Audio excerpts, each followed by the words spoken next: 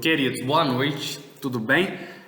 Bem, em continuidade, então, a nossa aula de ontem, em que discutimos os crimes contra a vida, né? Então, a gente começa a tratar do direito penal em espécie, trazendo aí a discussão dos crimes contra a vida a partir do artigo 121 do Código Penal. Eu encerrei a aula trazendo algumas discussões de relevo. Muito importante a pergunta feita por um dos colegas a respeito da possibilidade de aplicação da Lei Maria da Penha para a proteção de homens. E por que foi feita essa pergunta? Porque, na verdade, eu expliquei aos doutores a qualificadora do feminicídio, tá? Prevista no artigo 121, inciso 6º do Código Penal, em que, na verdade, uma qualificadora, vimos que é um instituto jurídico que tem por premissa trazer uma forma especial de execução do delito. E na forma especial de execução do delito, nós temos aí a fixação, o arbitramento de um limite mínimo e máximo de pena diferente, quer dizer, um limite mínimo superior e um limite máximo também superior daquela prevista no caput. Vejamos, está lá o artigo 121, matar alguém. Alguém é todo ser vivo nascido de mulher, tá? Então, o que a gente tem? Pena, reclusão de 6 a 20 anos.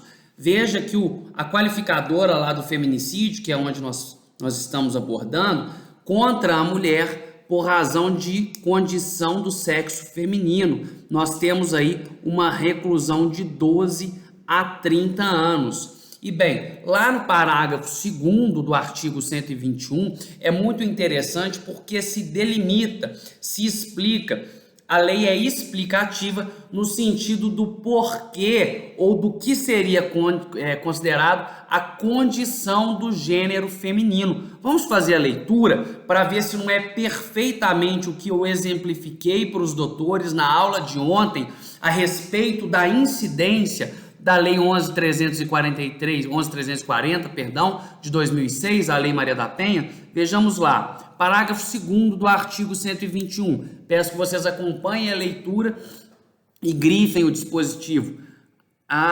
Considera-se-á que há razões de condição do sexo feminino quando o crime envolve, inciso 1º, violência doméstica e familiar, inciso 2º, menosprezo ou discriminação à condição de mulher. Menosprezo ou discriminação à condição de mulher. Então, a nossa missão na aula de hoje é tratar de forma específica, de forma incisiva, as discussões talhadas ao final da aula de ontem. Salvo melhor juízo, são 4. Nós temos que trazer aí a possibilidade ou não de aplicação da Lei Maria da Penha para a proteção de homens em situação de risco. A gente não fala em situação de vulnerabilidade para homem, tá? A gente fala em situação de risco. Nós temos que trabalhar a questão do transexual, tá? Como que é abordada a ficção jurídica do transexual. Nós temos que abordar a questão do aborto, tá? E aí nós temos também que abordar dentro da nossa última discussão, trazendo à baila a incidência ou não do instituto do divórcio ou da anulação do casamento para os casos envolvendo transexual. Então vamos iniciar o nosso debate da aula de hoje com a nossa primeira discussão, queridos doutores e doutoras, em relação aí à questão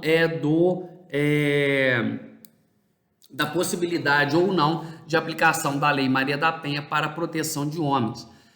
Queridos, quando a gente fala em vulnerabilidade, a vulnerabilidade, ela presume, ela permeia um âmbito histórico de inferiorização.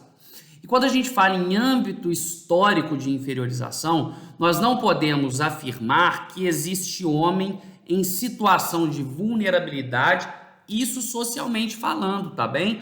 Porque a vulnerabilidade, nos termos históricos, no princípio da historicidade do direito penal, ela tem relação, ela está intimamente ligada com o quê? Uma historicidade de inferiorização ou um histórico de inferioridade de determinada classe, de determinada parcela da população. Nesse caso, nós temos aqui as mulheres. Vejam que minoria, quando a gente fala em minoria, nós não estamos necessariamente fazendo incidir que determinado grupo tem menor número na sociedade. Por quê?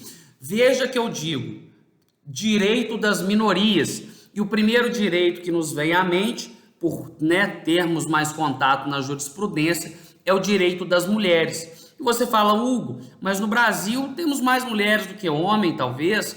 Então por que minoria? Minoria é o cacete, pô, não tem nada de minoria nisso. Não, deixa eu te explicar. É minoria porque a presunção de que a mulher é inferior, ou o fato da discriminação contra a mulher e a violência de gênero contra a mulher, doutores e doutoras, isso não necessariamente, tá? Não necessariamente é protagonizado apenas por sujeito ativo homem, quer dizer, nem sempre o agressor, nem sempre aquele que tem preconceito, nem sempre aquele que tem discriminação é sujeito homem, tá? É sujeito ativo homem.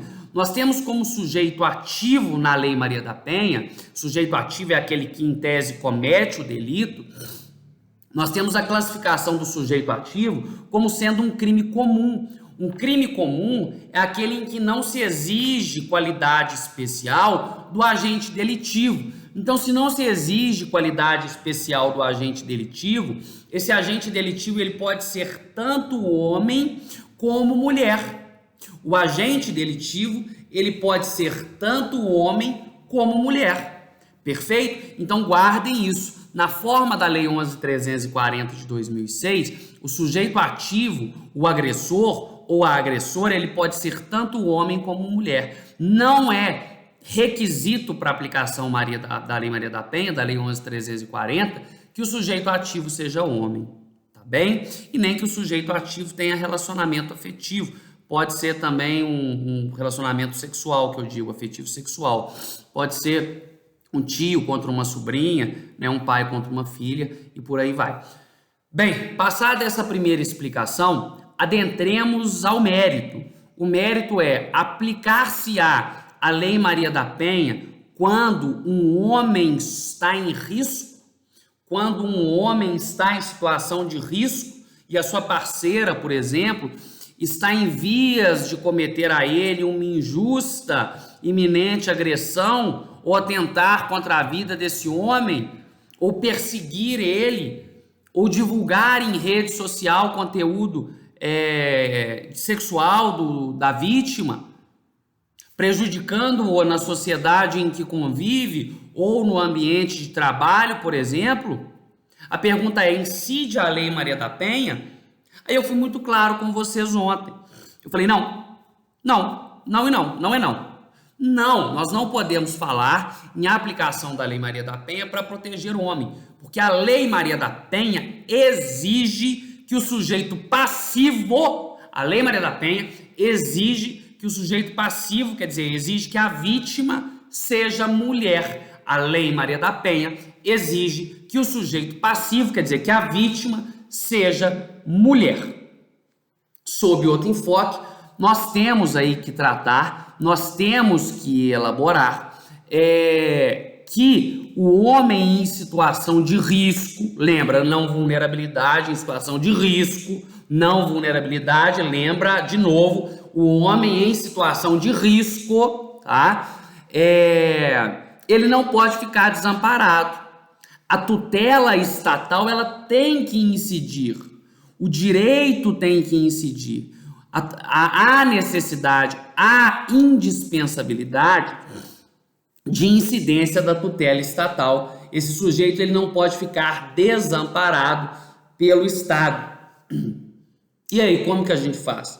Nós buscamos fundamento para tutela cautelar desse indivíduo dentro do artigo 282 do Código de Processo Penal. Prestem atenção, nós buscamos, tá, amparo, nós buscamos o fundamento para decretação de cautelar para proteção desse sujeito dentro do Código de Processo Penal. Não é na Lei Maria da Penha, meu filho. Não é na Lei Maria da Penha, minha filha. Esse sujeito ele não vai ficar desvestido, mas nós buscamos amparo para ele no artigo 282 do Código de Processo Penal. E aí sim, fundados no artigo 282 do Código de Processo Penal, é possível ao juiz decretar cautelares para a proteção efetiva desse homem em situação de risco. É possível ao juiz decretar cautelares para a proteção efetiva desse homem em situação de risco, tá? E aí é que se confunde. Ah, mas eu vi um caso na internet que o juiz usou a Lei Maria da Penha para proteger o homem, sim, Hugo. Você não sabe nem o que você está falando. Não é não, doutor. Não é não, doutora. O juiz, ele usa os institutos da Lei Maria da Penha, ele usa as medidas protetivas previstas na Lei Maria da Penha para proteger o homem. É verdade, mas o fundamento decretatório advém do Código de Processo Penal no artigo 282. No artigo 282. O fundamento decretatório da cautelar não é a Lei Maria da Penha. A Lei Maria da Penha é usada só para fornecer complemento ao artigo 282. A Lei Maria da Penha é usada tão somente para fornecer complemento ao artigo 282. Qual o complemento?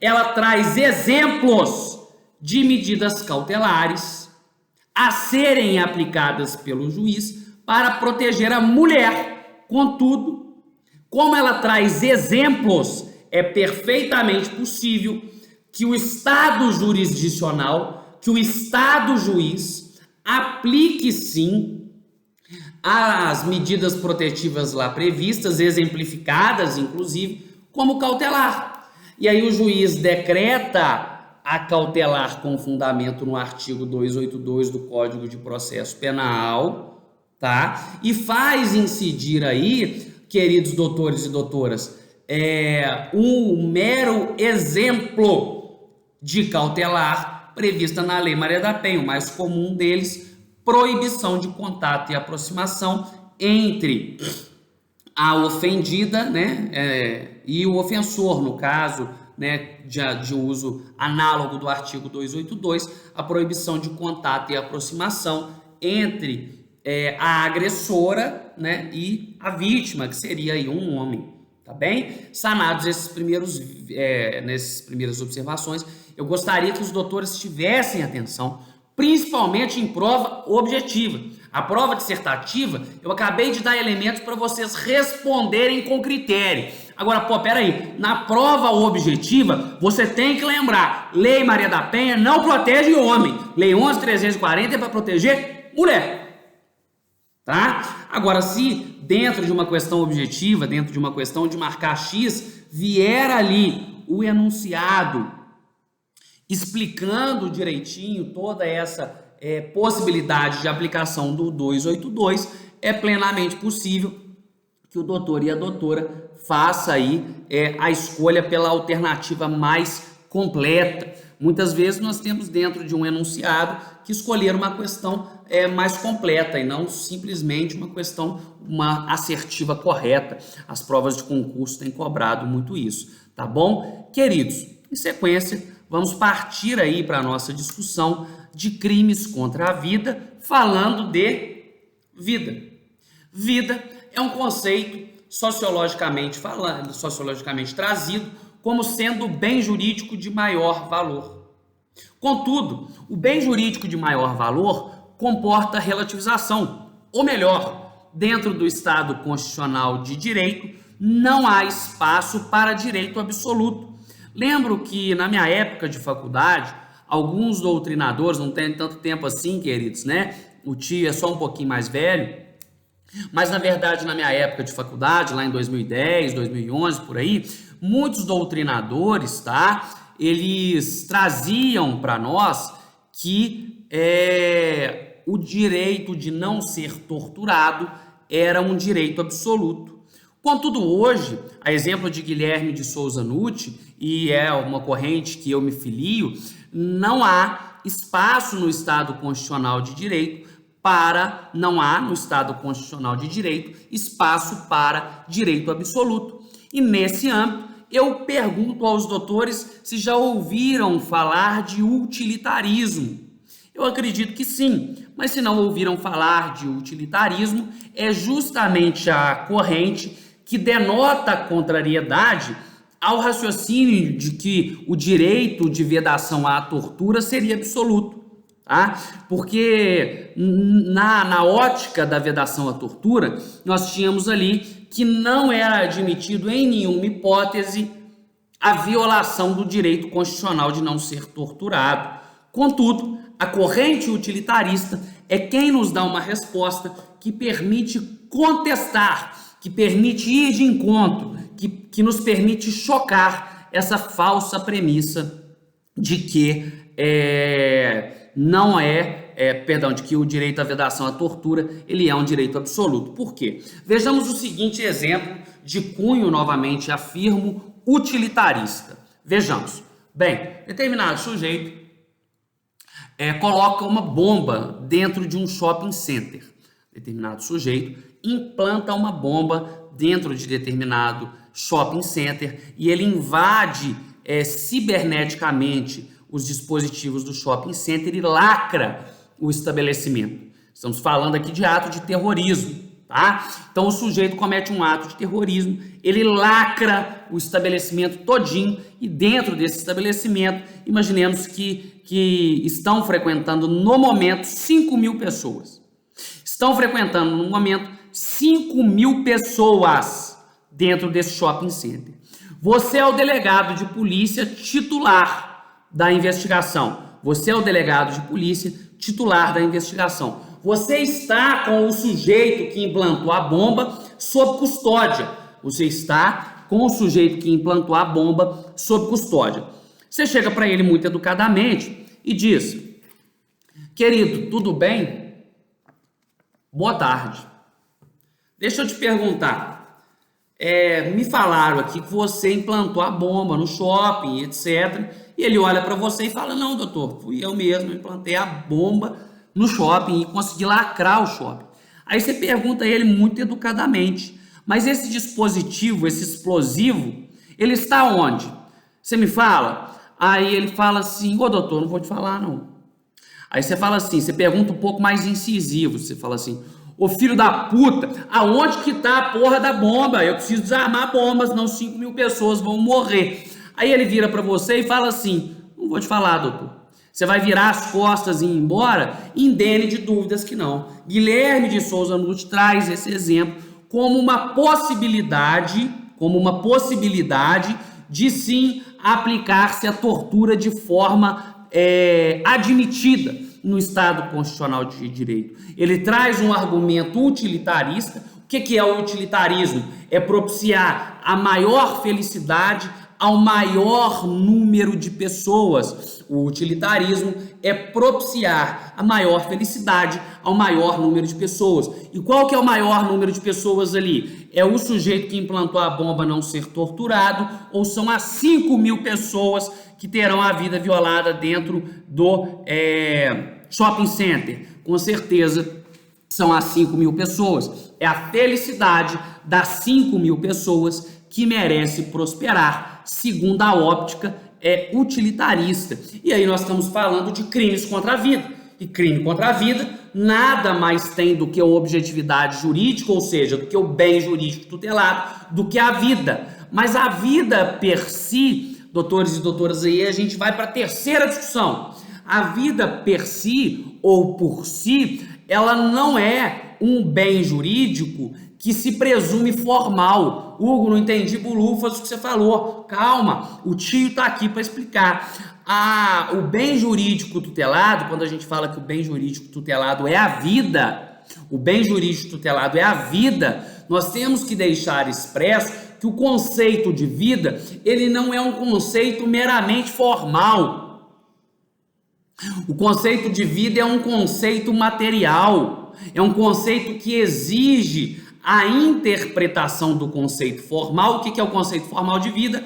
Respirar. O sujeito respirou, ele está vivo, pô.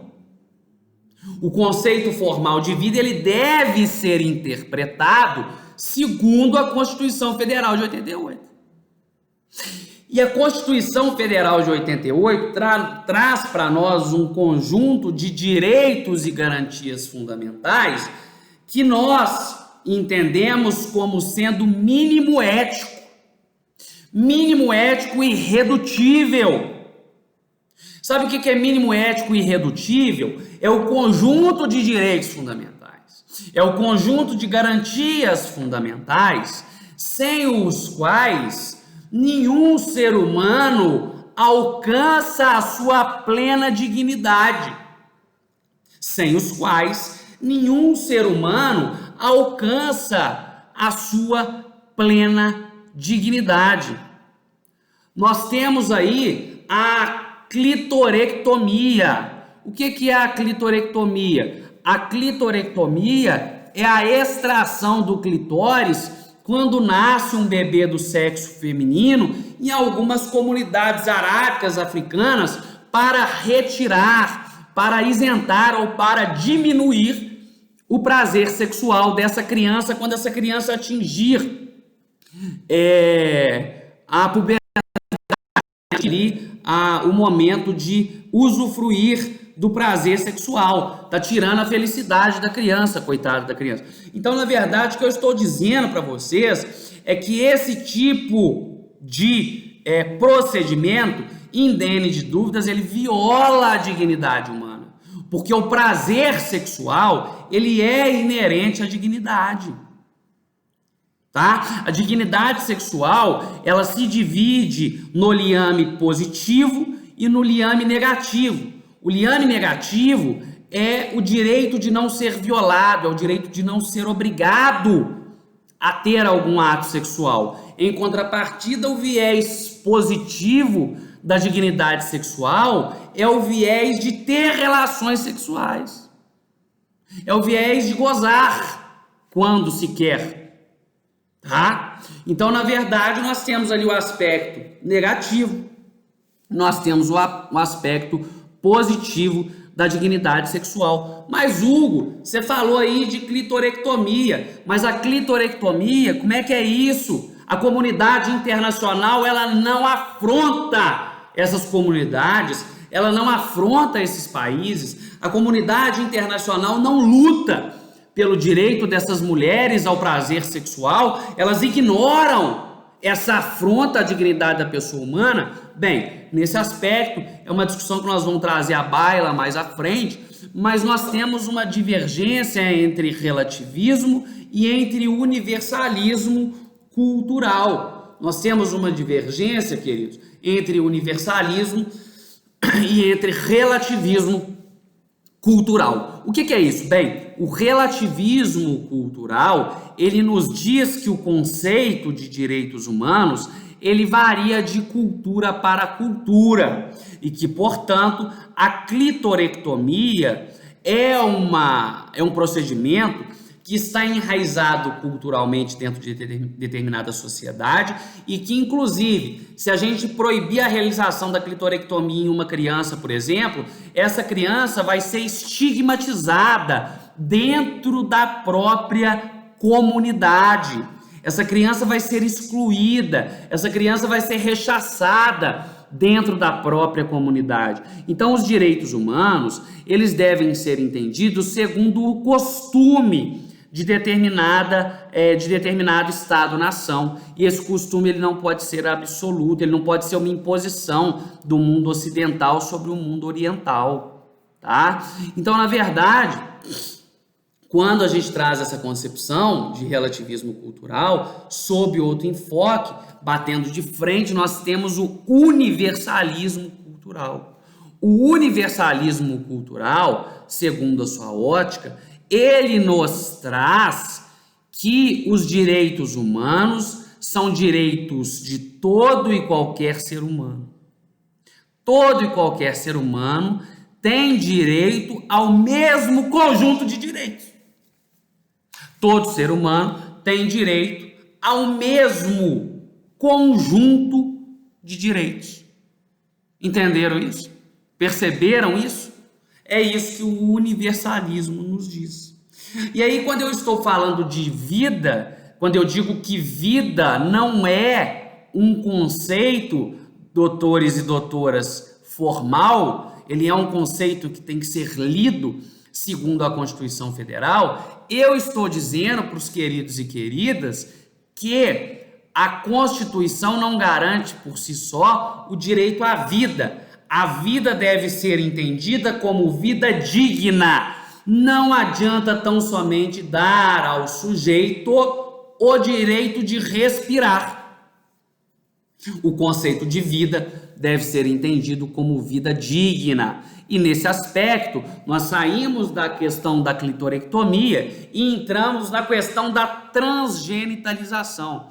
Nós entramos na questão do sujeito que nasce, por exemplo, com um corpo masculino, mas não se aceita como homem. Ele tem uma incongruência entre o sexo mental e o sexo físico. Nós temos aí um transexualismo, é uma doença reconhecida no Cadastro Internacional de Doenças. E aí esse sujeito, ele passa por um tratamento médico para constatação da real ocorrência dessa doença psiquiátrica, do transexualismo. E após a constatação real de que essa doença ela é irreversível, é uma doença definitiva, não que seja errado ou certo, mas é porque o sujeito ele não pode ser submetido a uma cirurgia de transgenitalização se ainda existir dúvida que ele realmente tem uma patologia, que ele tem uma doença em que o sexo mental é diverso do sexo físico. Nós temos que ter uma constatação clínica antes do sujeito ser submetido à cirurgia de transgenitalização. E aí, quando esse sujeito é submetido à cirurgia de transgenitalização e altera o seu sexo, né, no que for possível, claro, e altera também a sua documentação, esse sujeito que anteriormente era homem, ele passa a ser mulher para todos os fins de direito. Ele passa a ser mulher para todos os fins de direito.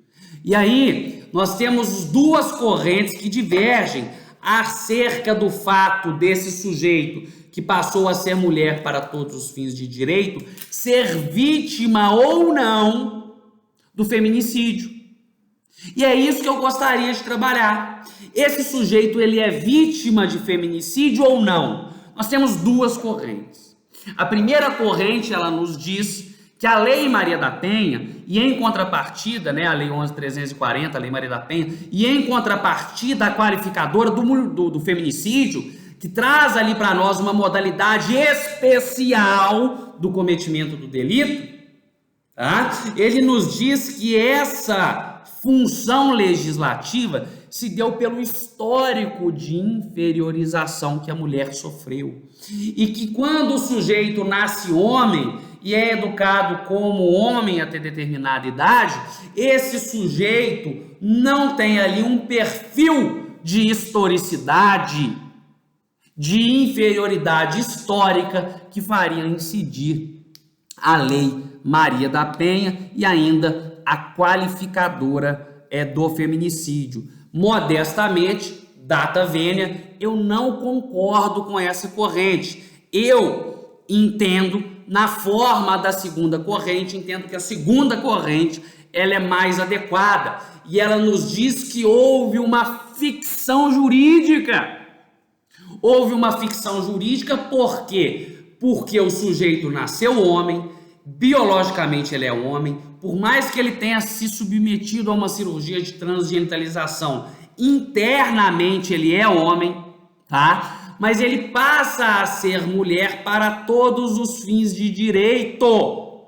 E todos os fins de direito faz incidir, indene de dúvida, sim, a Lei Maria da Penha. E ainda o feminicídio. E ainda esse sujeito pode tomar todos os atos da vida civil como sendo mulher, inclusive o casamento. E é aí que a gente volta na próxima aula. Beijo, queridos. Bom final de semana, tá? Um abraço.